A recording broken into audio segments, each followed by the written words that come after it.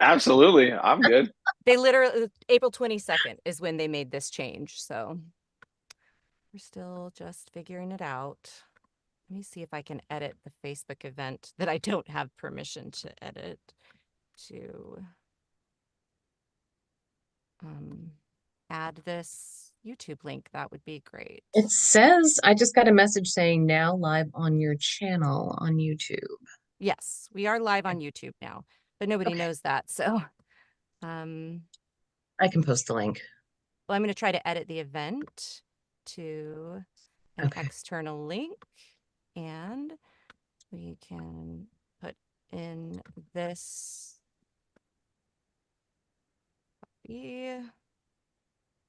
Turn off that so I don't have to listen to us talk 10 seconds ago. And yeah, it's so annoying. Like, okay. And I can't save it. An event must not have a start time that's in the past. Okay. Save. Okay. All right. Well, we'll see how that goes. Um, did you just put the link in the chat too? And in the Facebook group or in the chat? JT? I will. Yeah. Thank you. All right.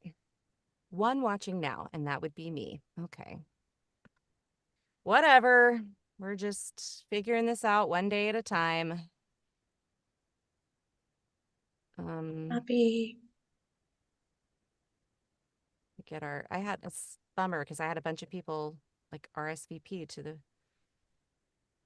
event.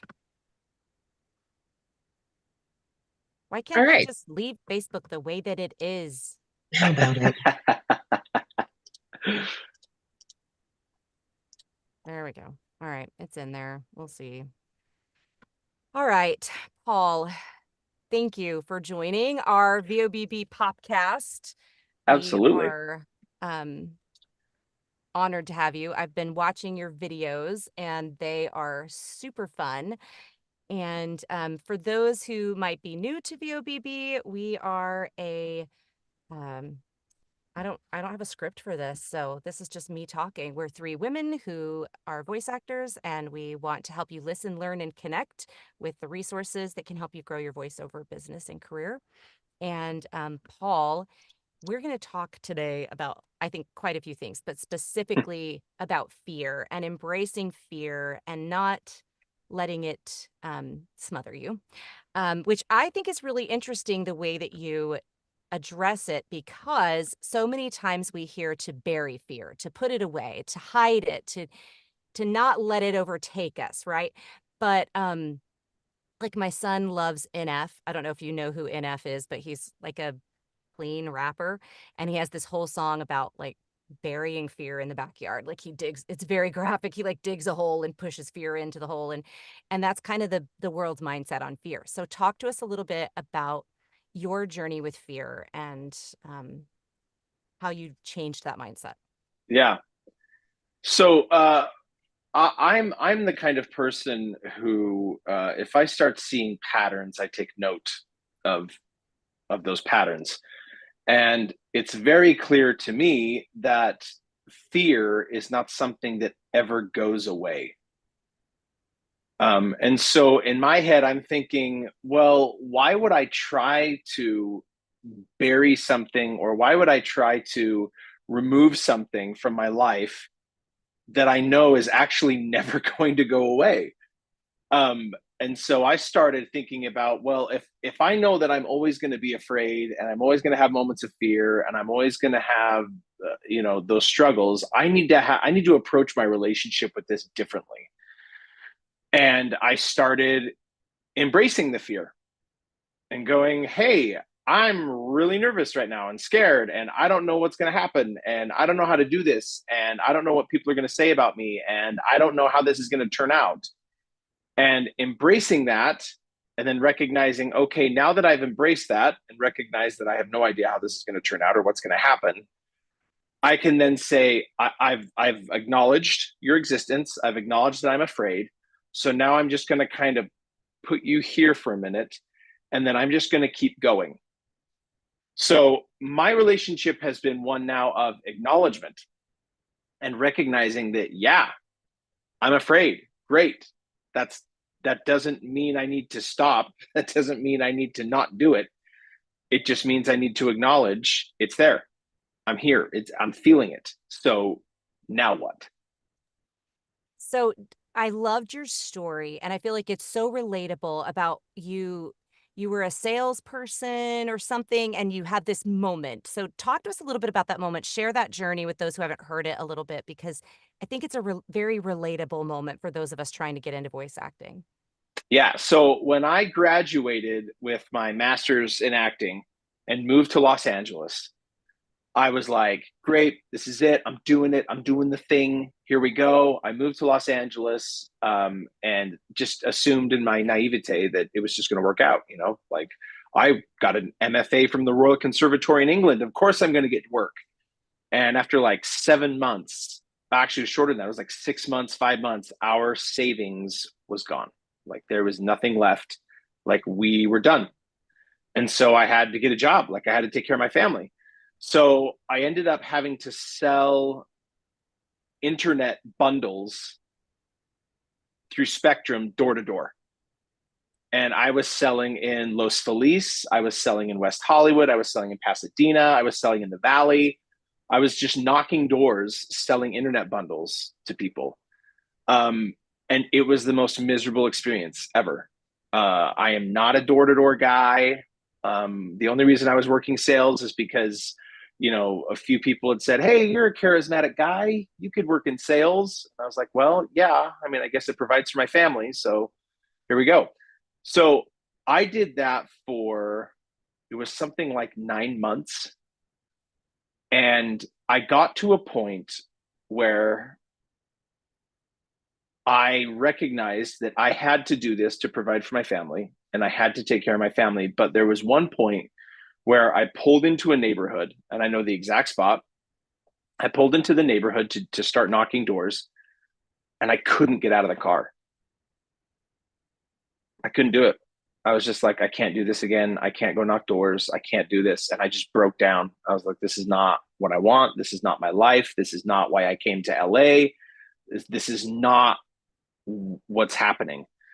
And I'm not saying it's this way for everybody, but for me, I hit a moment where I was more afraid to stay where I was than shake things up hardcore and completely change where I was going with life.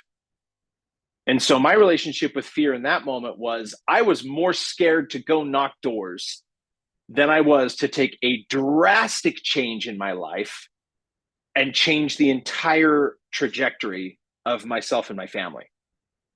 And so that was the moment, right? Where I was like, okay, things have to change. I have to do something different. And so that was the moment for me, was that fear actually became, I was more afraid to keep doing the safe thing than I was to do the scary thing. So talk to us about what it looked like after you made that decision, right? In that moment in that car, you made that decision. But you had a family to bring along with you for that ride. What was Yeah. that like for your wife and I know she supports you and that you guys work together. So how did you get to that point? Because that's something a lot of people face, is that they're ready, but they're not necessarily their families aren't necessarily on board. Yeah. Well, and this shows much more about my wife and who she is than it does about me, in that when I approached her, she was like, it's about time. She's like, I've seen how miserable you've been for the past 8 months. She's like, every night you come home and you're miserable, and our family's miserable because you're miserable. We want to help you, and there's nothing we can do, and because you're working this job that you absolutely hate. So what do you need from us to be happy? And the answer was trust. I need you to trust that if I make some crazy decisions right now, it's for our own benefit. It's going to bless us in the end. But the scariest part that I think people have to go through when they're moving towards financial independence or what it is they want to do is that there is a decision that has to be made that you're not going to fail. That no matter how hard it gets, that no matter how crazy things are, you will not allow yourself to fail. And when you're depending on, or when other people are depending on you, it makes it a lot harder and it makes it a lot scarier. But I promised myself, I'm not going to let my family starve. I'm not going to let my family suffer. So what that means is that if I'm really doing this, if I'm really going to go pursue my dreams and I'm going to go pursue what I need, that might mean I need to find another job that I don't absolutely despise, but that will give me the resources I need to pursue the ultimate end goal. And so that meant a complete shakeup. That meant I needed to be spending more time researching the voice industry and researching how to get in and get involved and how to make that work. While at the same time, I needed to find another job that would provide enough for my family that we weren't going to starve, but it was going to be rough. It was going to be a struggle. And so that's what my wife allowed me to do. That's why she's the rock star in all of this. She's the rock in this whole thing, is that she said, we have 3 kids and we're in a 700 square foot apartment in Studio City. But if this is what you need to like find yourself and get happy and achieve what you want, then let's give ourselves a time frame and say, okay, for the next year, we're going to eke through this with the end goal being you're going to be happier. And we're going to find what we need. And so we made that decision and I started putting in ridiculous hours. I was up all night long. I was doing 10:30, 11 p.m. to 4, 5 a.m. 3 nights a week, researching the industry, recording, listening back to myself. What's hot? What are the commercial reads right now? Who are the big players right now? Who are the casting directors I need to get in with right now? What is the information I need to succeed? And the only time to do it was when I wasn't working, because I had to take care of my family from 9 a.m. to 5 p.m. And then from 5 to 10, I had to be with my family. So once I was taking care of them and was with them, the only time that was left for me time was 11 p.m. to 4 a.m. And so I was a total zombie for a year. I never slept. I slept whenever I could. And I'm not saying this is how everyone has to do it. I'm saying in my circumstances, this is what was available to me. This is what I had to do. And this is the time to do it. And if I didn't do it this way, then it probably wouldn't work. But that was the decision that had to be made, is that I had to recognize if this was going to work, if I was going to make this change, I had to promise myself that even if it meant taking another job that wasn't as great, but it left me time to do the work, then I was going to do it. And doing the work is everything. You have to do the work. Yeah. So you decided at what point did you realize that you were taking fear with you, and what did that look like? Because you knew you were brave to do that, right? And bravery requires fear. Yeah, or stupid. I mean, Yeah. right? Like it's one of those things that there you go hand in hand a lot of times. Like bravery is doing something stupid with the hope that it's all going to work out in the end. You know, like I knew that it was going to be hard, right? So that's where the fear initially comes in. Once you introduce a new thing that's difficult, that's where fear says, hey, this is a new thing. This is difficult. Like, I don't know. Once I was able to disassociate fear with hard work, everything changed, because I was no longer afraid of the work. Right. The fear was then, Well, so then if you're not afraid of the work, well, what if it doesn't go the way you want? And it's like, well, I don't know how it's going to go because I've never been there. So I can disassociate that because I don't know how this is going to go. So Mhm. why am I afraid of how it's going to go if I have absolutely no idea? Like, there's no reason to fear that, because what if I book $1 million in my first, like, you don't know. There's no way to tell. So Well, I started disassociating the fear from the work. and I think it's so important to acknowledge that so many of us face that point where we have to recognize it's okay to say, "I don't know what's going to happen," but to believe that something good could happen, and that's NJ, our Jen Greenfield, she loves to do like, talk about moonshots and just going for the thing, and that's what this was for you. This was a Yeah. moonshot, like, Oh yeah. "I'm gonna make this happen, though." So how did you talk a lot about paving your own way, and you did this through steady, consistent effort, but you made some mistakes along the way, for Oh sure, don't yes, we still all? do. Talk a little bit about what that looked like. Yeah, I think my relationship with fear and how I was able to recognize that I was going to feel fear and I was going to be afraid a lot, and that's okay. It's okay to be afraid. What's not okay is to let that fear dictate how you respond or how you move forward. So I'm always allowing myself to feel fear. Totally, absolutely, I can feel fear. But the next step is to say, great, you're here. So now let's put you to the side because we've got to move forward. And so for me, what's really difficult about all this for me is that I wanted to find a mentor, or I wanted someone to tell me, here's how you do it. You do this and you do this and you do this.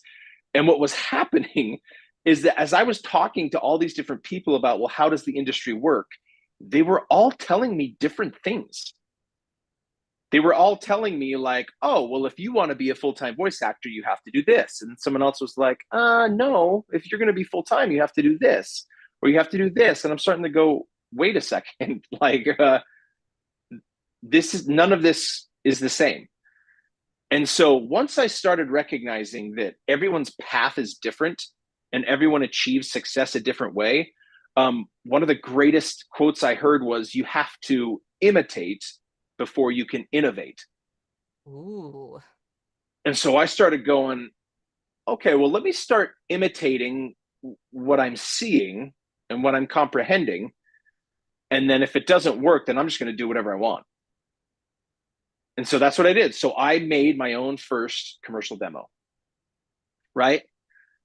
Blasted 30 different agents in LA going, yep, here's my demo. I'm ready to work. Let's do this. And of course, no one responded. Can it really Except, quick, can I ask what time frame are we looking at? Because the industry shifted so much over the years. I want our oh, yeah. viewers to know when this was. Okay, so this is 2016. Okay. So it's 2016, and I'm going to make my own demo. And I had done some audio work before, so I just assumed that meant I knew how to make a demo. So I just made my own demo, blasted. Nobody responded except for one agency.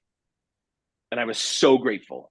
And this one agency responds and says, this is a terrible demo. And I was so grateful. I was so grateful because I was like, oh, so if this is a terrible demo, then what's a good demo?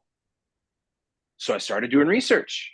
I started searching out, like, who are the big players? Who are the big commercial bookers? Who are the big animated bookers? Like, let me start figuring out what this is. That was the first major hurdle I overcame with fear, was the mindset shift of not, I made a terrible demo. I knew it. I'm not built for this. I knew it. I shouldn't be here. This is not that, but, oh, I made a terrible demo. Great, check, move on. So what's next?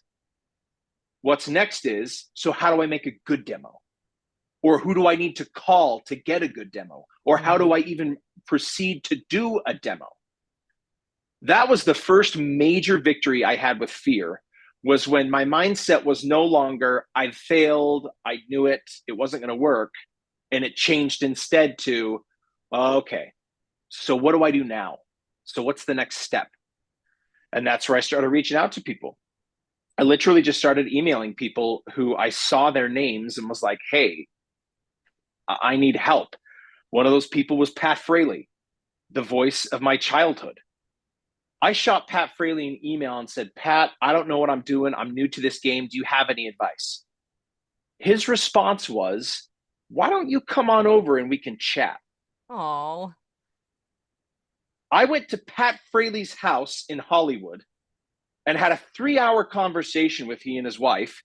He took me up into his booth. We recorded some stuff. We did some, and he's like, yep, you're totally made for this. Yes, you should be doing this. Like, those are the people that we need more of in this industry. People who are willing to say, what do you need? Yeah, I can help. I'm sitting in a place now where I found success. I'll give you whatever I can. So Pat Fraley was like this huge, huge person to me because Brave Star was one of my favorite cartoons growing up. And he was the voice of Brave Star. And then he's been in the voice of everything else growing up.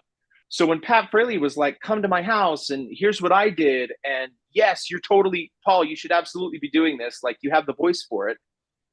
That alone was like, okay, well, if Pat says that, and if I felt that, and if I overcame my fear with my demo, then now everything's different. Now, no matter what comes my way, I can categorize that as this is just fear. So great, I acknowledge you. Sit over here for a second because I'm just going to keep going even though you're here. So I started finding my own route. I started with pay to plays because I didn't know any other way to get auditions. So I jumped on Voice 123 and I made $15,000 my first year on Voice 123. Wow. Part-time, just all night long, staying up and just doing auditions. That was the second thing where I was like, okay, if I made that much just part-time, because I had a full-time job and a family, I was like, okay, maybe there's something here. So then from there, I said, well, I got to find an agent, which means I got to have a demo. So I started troubleshooting and building and recreating and redoing my demo and listening to other demos. And like I said, I'd had 10 years of audio engineering for a major company. So I was already there, but I needed to start figuring out how to do this. So I started troubleshooting and talking to other people and listening to demos and mimicking and doing these other things until my demo was decent enough to get an agent. And my first agent was Crown North Talent. So Crown North signed me. I started working with an agent all this time going, I know where I want to go. Mm-hmm. I want to be with Atlas. Everyone who I've talked to says Atlas, this is back in at this time now, 2017, saying Atlas is the top agent in LA. So I was like, well, then that's what I want. So how do I get there? Started talking to people who I knew who were with Atlas. I started emailing Heather. I started just reaching out to people and going, hey, what do I need to do?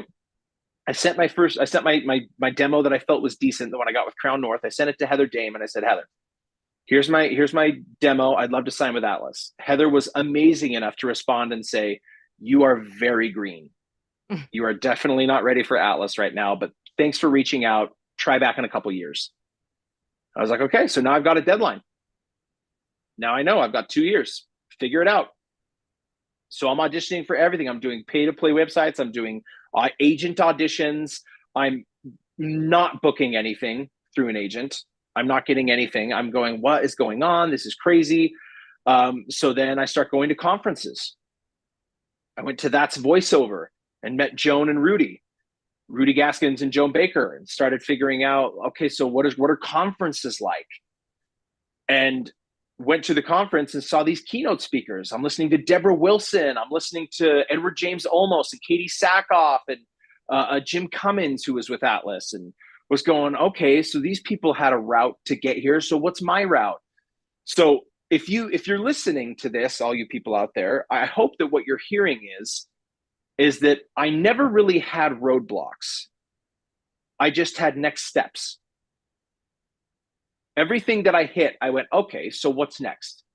So what's next? So what's I love next? that. No roadblocks, just next steps. And it's tenacity, it's persistence. That was one thing I kept hearing too, is like the only way to fail is give up, is stop. Mm-hmm. I was like, all right, well, I'll just keep going. So I start going to these conferences and meeting people, and I start making connections, and then I start doing free work. Now, this is going to be a very touchy subject for a lot of people. This is going to ruffle some feathers. Okay. I'm only going to speak about my experience. Okay. My experience was I'd only been in this game for a year and a half. I recognized that I had the opportunity to do some free work and to work on a couple things that would get me to other things. Yeah. So I took them. I was in Salt Lake City at the time when one of my friends said, "Hey, I've got this buddy. His name is Jordan Reynolds. Jordan Reynolds is with Atlas. Love Jordan. He is a good friend Amazing. now. He and Mara are really good friends. Well, my buddy at the time, who was a sound engineer, said, "Hey, this guy, Jordan Reynolds, he's doing this test on these microphones and he needs a voice actor. Would you want to come do this thing?" Well, at the time, I was in Salt Lake City. I wasn't back in Los Angeles. And it was like the next day. And I thought about it and I was like, this is an opportunity.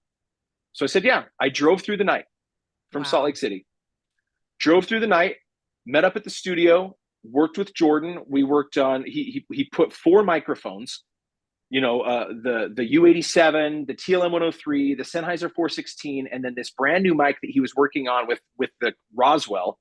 It was called the Roswell Ravo, the RAVO. So these 4 microphones go up, and we just do a bunch of different commercial and animation and video game stuff. And I'm just the voice. I'm doing all these things.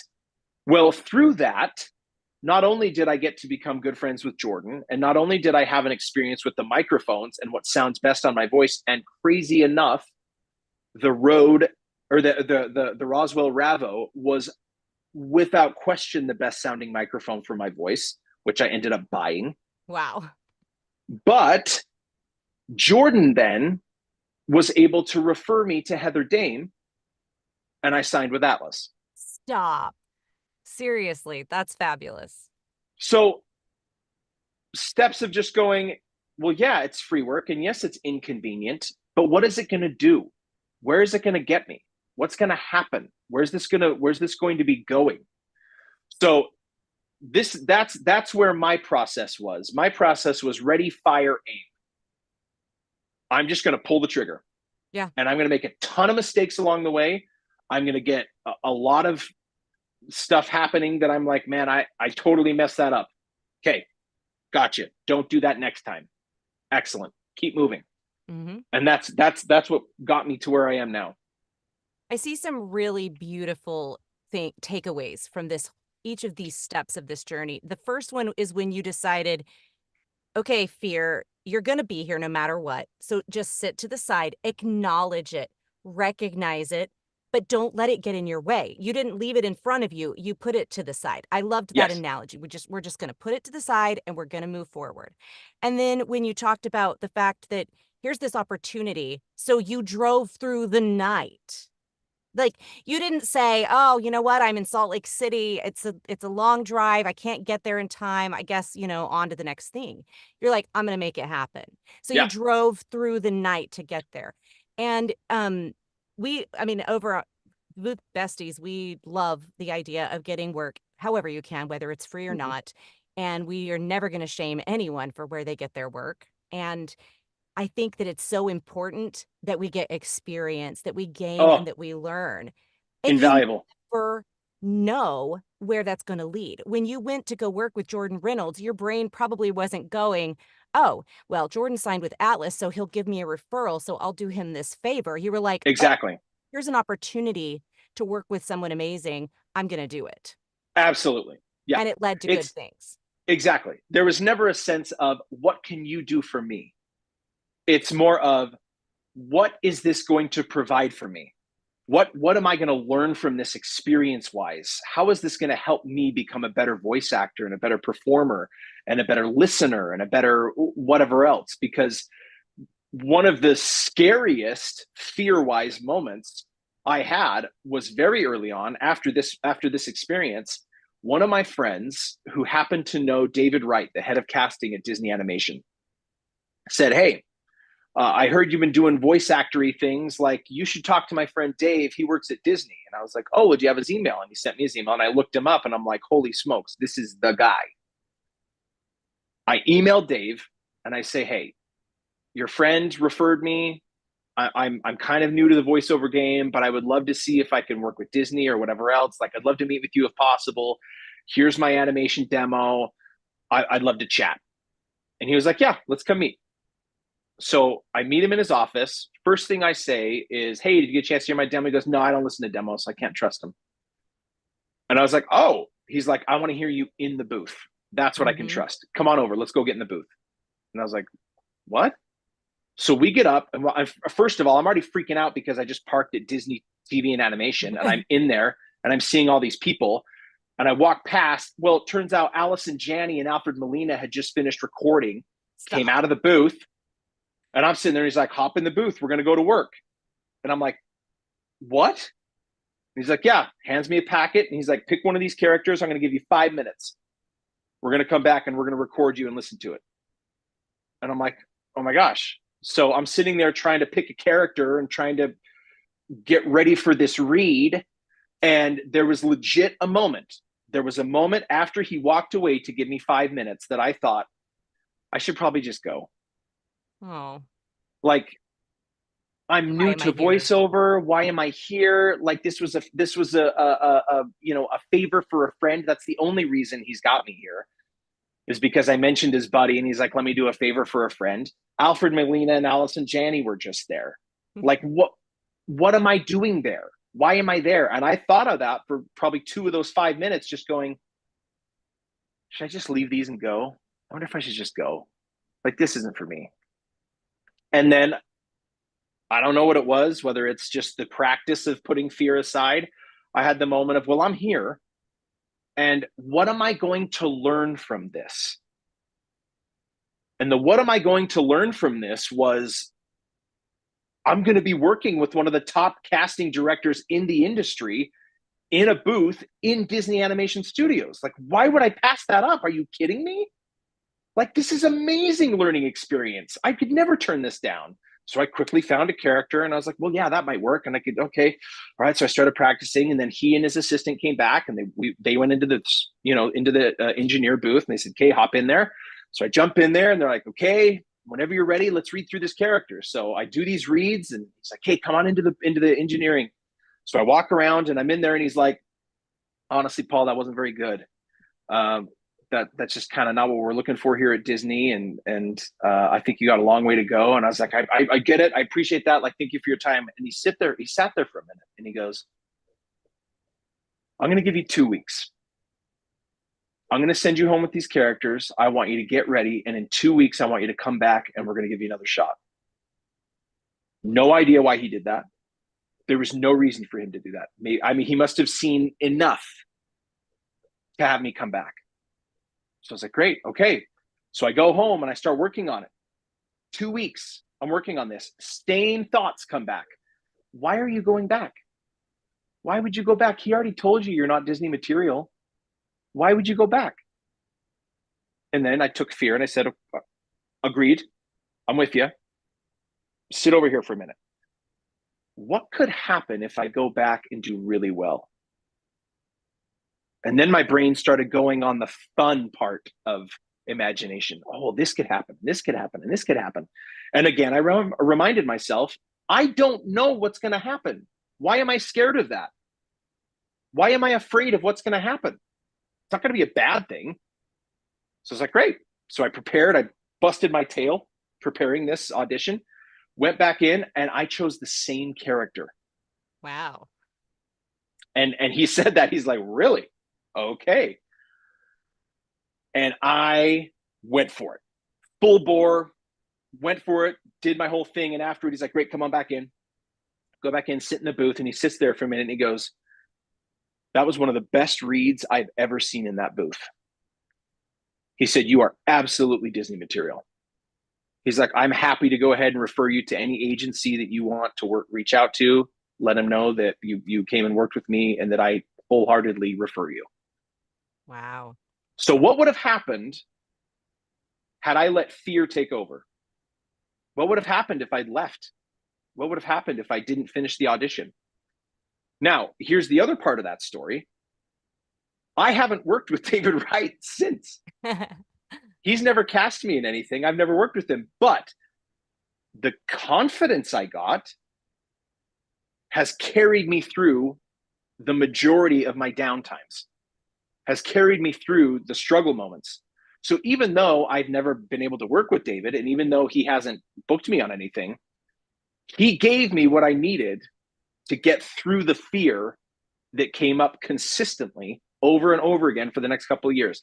I signed with Portia Scott at Coast to Coast, was able to book my first Disney gig with Portia on Doc McStuffins. Oh. Did that through Portia, and then ended up moving back to Utah. Pandemic came, things went crazy. Well, I was able to sign with Atlas.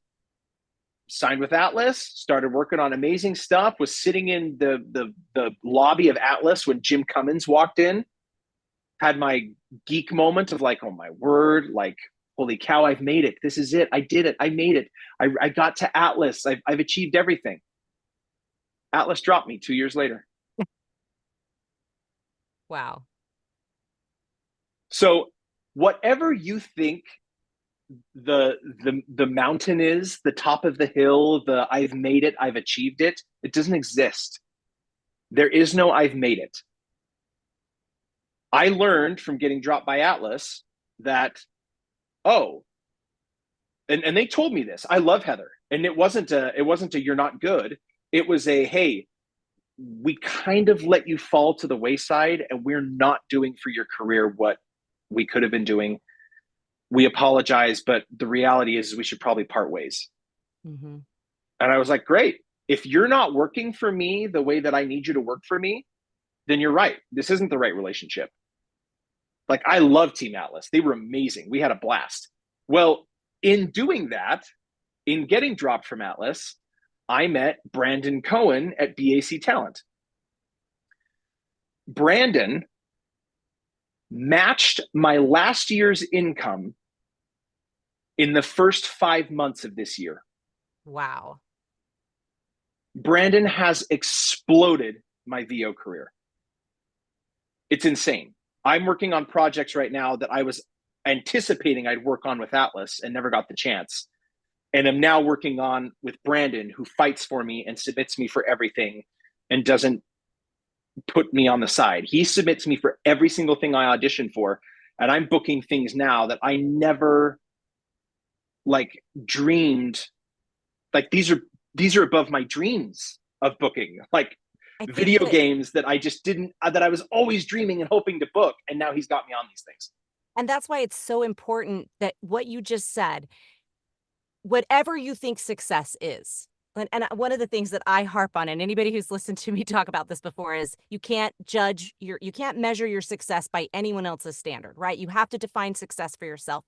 But we often in voiceover are like, oh, those top 5 agencies, oh, those, and there's not even 5 anymore, right? But like, oh, these top agencies, I've got to sign with them to be successful. And you're saying, no, it's not about that. It's about what's a good fit for you. And you can be one of 100 people on their roster that they are just not as invested in, or you can be on a smaller roster with somebody who is putting more energy and intention into your career.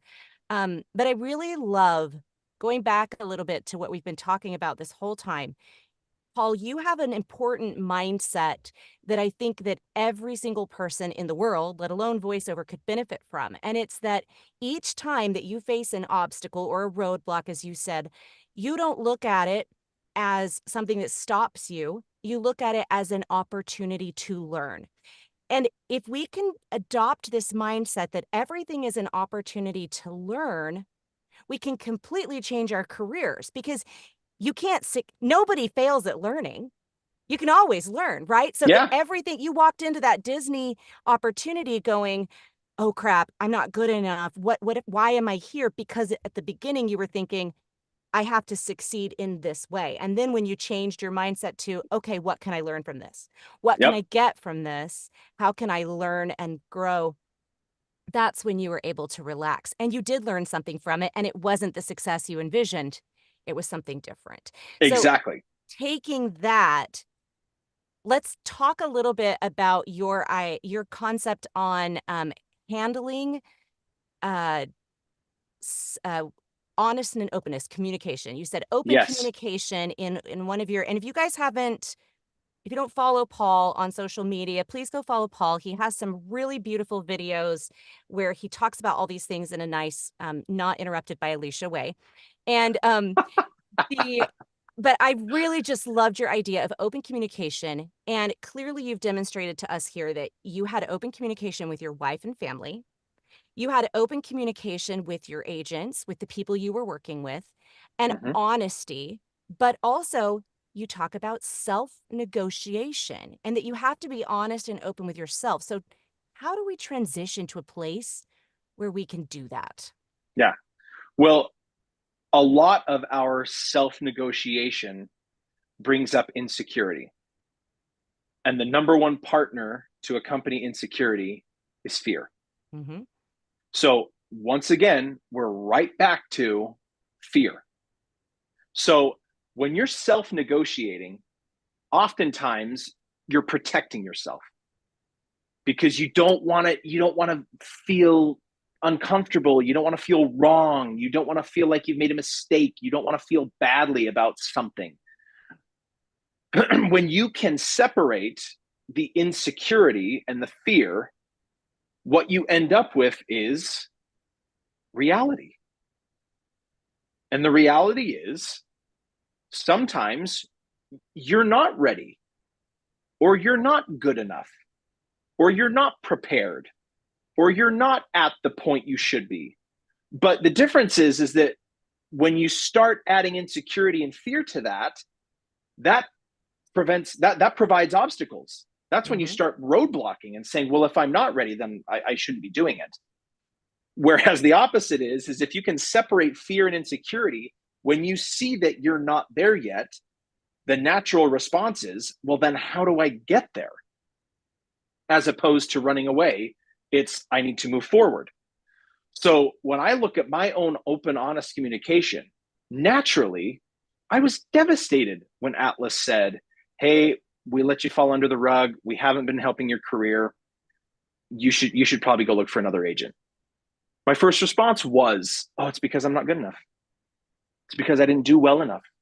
It's because I whatever else. When in reality, first of all, I don't know all the exact reasons why.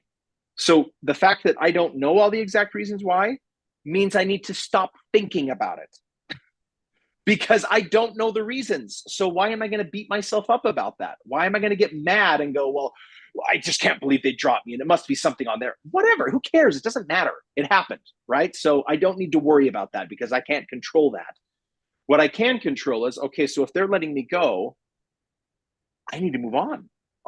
I need to get someone else who's going to fight for me and who's going to work for me. And what's crazy about the story with Brandon is, I'm not joking, I got a phone call 2 weeks after the Atlas event from Brandon. Never met him in my life. Didn't even know who he was. I get a random phone call. Hi, Paul. This is Brandon from BAC Talent. I have in front of me a list of 5 people the client want to book on a VO job. 4 of these talent are mine. The 5th is your name. I don't know who you are. Who are you? This was the phone call. And I'm like, well, I'm a voice actor. Da da da da. He's like, okay. How are you on my list? I don't know. How am I on your list? We start talking. I start explaining my scenario and where I am and what's going on. And he's like, well, I'll just represent you. And do you want a booking for Friday? Why, yes. Yeah, I do. That'd be great. And from that moment, he's booked me consistently at least every week Wow. since January, nonstop. And so I don't know why that happened. I don't know how that happened, but it did. And I took advantage of it. But my mindset is, stop thinking about, oh, this happened, and oh, I feel terribly, and oh, I wish it wouldn't have happened. Guess what? It did. So let's be done with that. There was a client, I was doing a national commercial for Toyota, and it was a remote session over Zoom. It wasn't Source Connect. There's a remote session over Zoom. And at the end of the hour-long session, they said, go ahead and we transfer the file here. I hadn't hit record. Oh, I've done Entire that. session. The entire session. And I had a moment of, should I lie? Should I make something up? Should I make up an excuse? Should I tell them my computer crashed right after we got off the call and everything was lost? And I said, no, I'm going to be totally open and honest with them. So I called them back and I said, I am so sorry. I did not hit record on the session. I apologize. I know that sets us back. And their response is one of the most important things I learned in this industry, especially for new voice actors. Their response was, oh, no, that happens all the time. Don't worry about it. We're going to schedule another session. We can't pay you for it. And I said, no, of course. No, that was totally on me. No. They said, we're just going to schedule another session and then we'll do that. In being open and honest, I learned that not only is there nothing to hide, but clients get it. They get that stuff happens. They get that technology is the way technology is. They get it. They totally get it. Now, if you're not improving and if you're consistently making the same mistakes over and over and over again, that's a you problem. It's okay. Let's just fix it. But things happen. Even to this day, I go in the booth sometimes and I'll be sitting there and the client will send me the script in the moment. They'll say, oh, we forgot to send you the new script. I'm emailing it to you right now. Let's jump into the session. I haven't had any time to look over the script. And there's 100% that moment of, oh, what if I don't know what to do? What if it doesn't work? What if it, and then I go, I'm here. What am I going to do? Not do the session? Yeah. Okay, fear. I get it. You're here. I got it. Okay. I have to go forward with the session. There's no other choice. So just sit over here for a minute. And inevitably, everything works out. The number of times where I've allowed myself to be afraid and the worst possible scenario happened is zero. Right. I have never had a worst possible scenario occur, ever. I'm going to make my husband watch this. Seriously.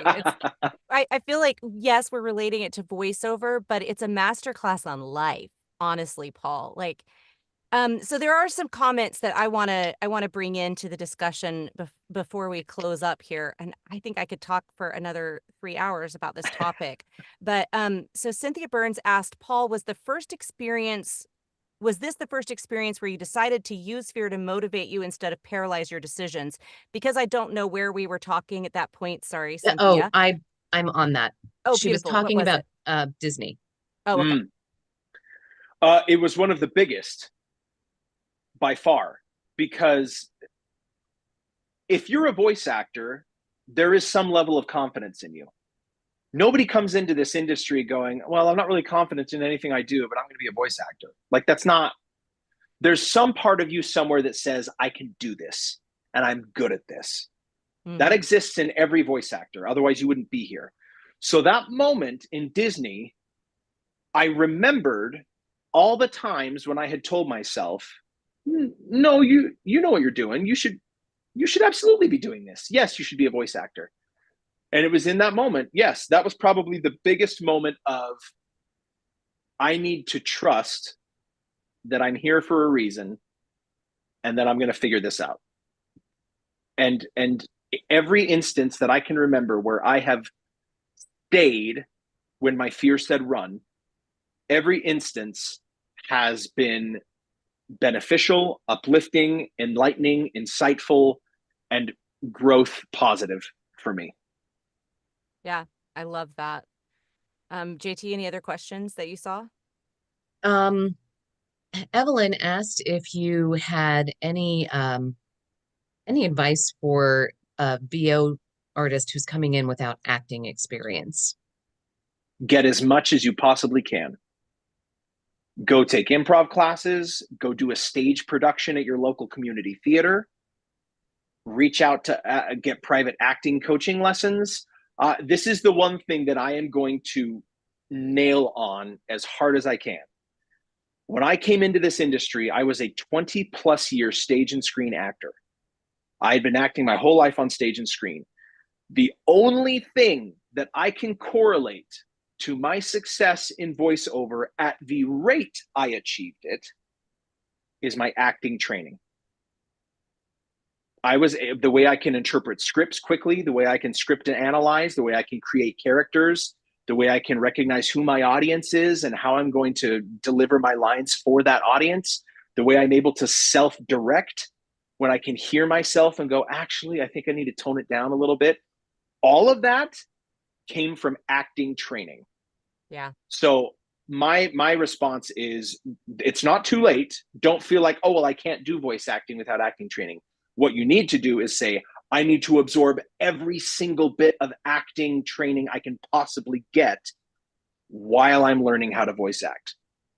So that's my response. And I would add that Paul teaches a beginning voice acting course, correct, Paul? So if you want to work with Paul, where can they find you? And I can put this in the link in the comments as well. Yeah, so I typically once a month do a beginning voice actor workshop. It's a 2-hour Zoom workshop where I basically just break down the whole industry. I go through equipment, I go through agents, pay to plays, like what is this industry? It is not a do this and you'll succeed and you'll make money. That's not what I do. What I do is let me walk you through my experience and show you what this industry is from my perspective.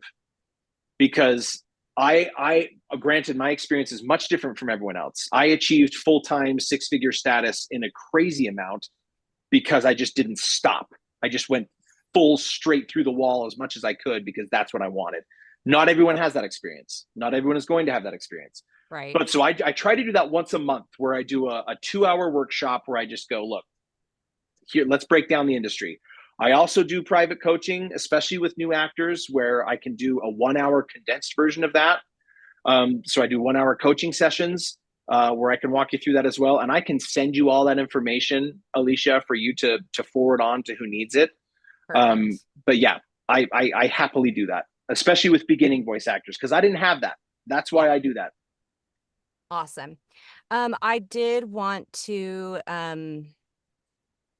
bring up one other thing I saw in one of your videos, and please go watch again these videos. But we've talked a lot about bringing how we address fear in our career, right? And in our lives.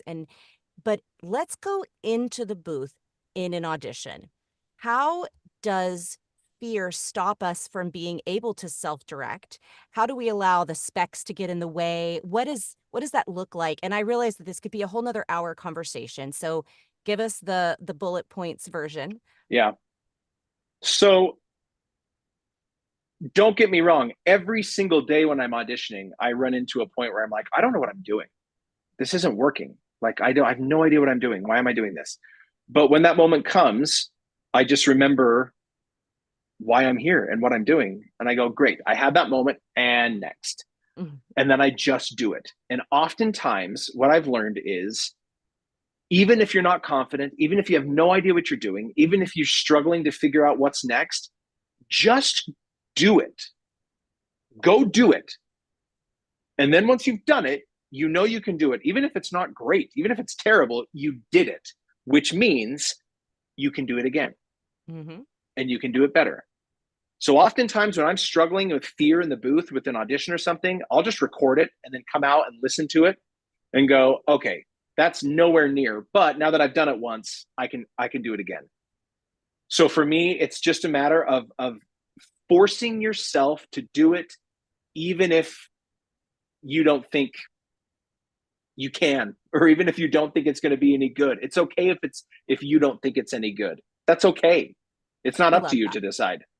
I just saw a thing about when you're actually, maybe it was Jim Cooper. It was Jim Cooper in our podcast on Friday. He said, when you're trying to be an author, he was talking about being an author, just get words on the page, right? Like, just get words on the page. And it's the same thing. I have to adopt that same mentality with an audition. Sometimes I let the mindset get out of place, and I just have to just put out some things. And it sounds like that's the same thing. Like, just do it. Just record the thing, listen back.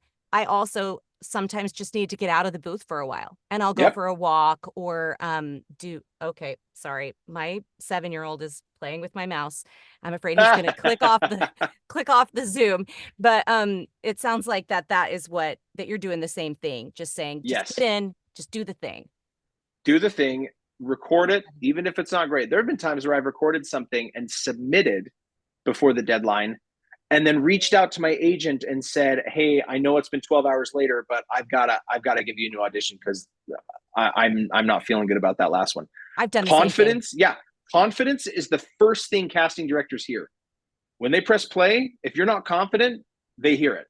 So even if what you think works is completely against spec and not even close to what's on the specs, but you're like, no, this is going to rock and I feel good about this, send it. Yeah.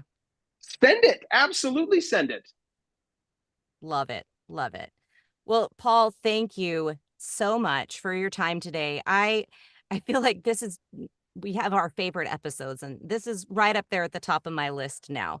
The takeaways right here at the end are push fear to the side. I'm going to that is literally going to be something that now I'm like, my hair is all over the place. All right, I love let's it. sit down. That I'm going to be doing this in the booth from now on. Like, okay, Yeah. fear, just move to the side. You can Go just over there. move to the side. And that don't hold your own self back, right? And be honest and have open communication, both with your family members, with your casting directors, with your agents, with everybody. When you make a mistake, own up to it. And then learn, what can I do with this? How can I take this and progress in my career? How can I look for opportunities? You said something earlier, when fear and insecurity meet is when we have problems, and when you can separate the two. And I thought that's the perfect place to say that's when opportunity can get in the way. 100%. Right? If you separate fear and insecurity, recognize that fear is there, but push the insecurities and push them the other way. We're going like this, right? That's when opportunity can get in the way. We are parting the seas for all the great things to come right down the center. Yeah. All right. So they're all of my besties. Please go follow Paul and learn from him as much as you can.